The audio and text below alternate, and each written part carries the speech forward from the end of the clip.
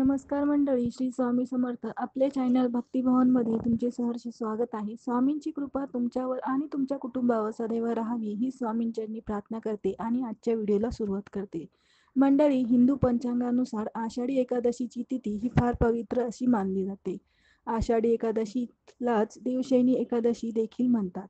हा वारकरी संप्रदायाचा सर्वात मोठा उत्सव आहे. या दिवसापासूनच चातुर्मासाला सुरुवात होते.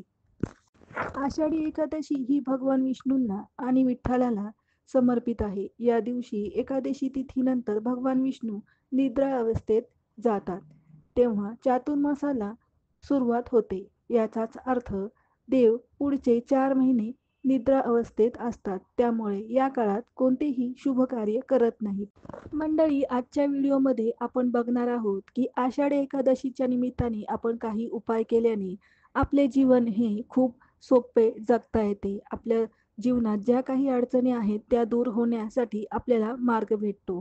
तर बघूया आपण काही उपाय. मंडळी, उद्या आषाढी एकादशी आहे आणि आपण सर्वजण या आषाढी एकादशीचा उपवास करणारच आहोत. आणि सकाळी लवकर उठून भगवान विष्णू आणि माता लक्ष्मीचे जागेवर बसून स्मरण करावे. त्यांचे थोडा वेळ नामजप करावा. नंतर उठून घराची साफसफाई करावी. घर सगळे स्वच्छ करून झाल्यावर आंघोळ करताना आंघोळीच्या पाण्यात थोडेसे तुळशीची पानं आणि हळद टाकून आंघोळ करावी. नंतर स्नान करून झाल्यावर दारात दिवे लावावे, उंबऱ्याला हळदीचे लेपन करावे आणि स्वास्तिक काढावे. स्वास्तिकचे चिन्ह उंबऱ्यावर काढून झाल्यावर त्यांची पूजा करावी. दारे दिवे लावावे. नंतर मंडळी, तुम्ही आपल्या घराच्या मुख्य दरवाज्यावर देखील स्वास्तिक काढावे. हळदीने स्वास्तिक काढा आणि खाली श्री विष्णवे नमः असे लिहा आणि ते लिहून झाल्यावर त्याला देखील ओवाळून घ्या. अशा प्रकारे तुम्ही सुरुवात करायची आहे आणि नंतर पूर्ण दरवाजा उंबरा असा ओवाळून घेऊन अगरबत्ती, फुले वाहावी आणि आपल्या दरवाजाच्या पाया पडावे. मंडळी, आषाढी एकादशी ही भगवान विष्णू आणि विठ्ठलाला समर्पित आहे. भगवान विष्णू आणि माता लक्ष्मीची पंचामृताने स्नान घालून, त्यांना स्वच्छ पाण्याने स्नान घालून, त्यांना पुसून थोड्याशा अक्षदा जिथे तुम्ही पूजा मांडणार आहेत तिथे ठेवून नंतर त्यांना तिथे स्थापन करा.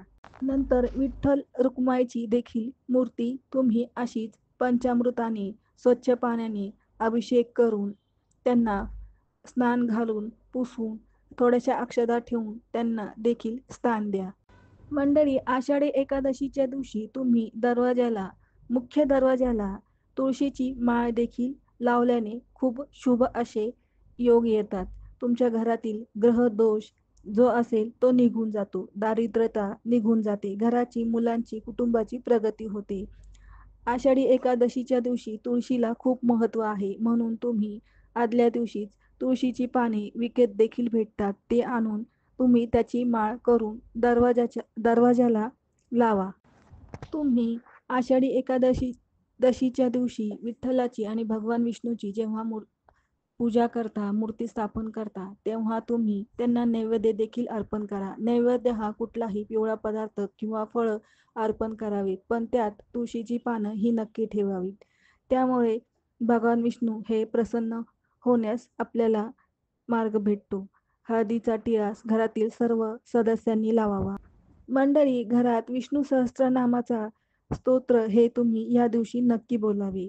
सकाळी किंवा संध्याकाळी तुम्हाला जेव्हा वेळ भेटेल तेव्हा आंघोळ करून, दिवा लावून, अगरबत्ती, फुले वाहून भगवान विष्णू सहस्त्रनामाचे स्तोत्र हे तुम्ही नक्की आवर्जून वाचावे.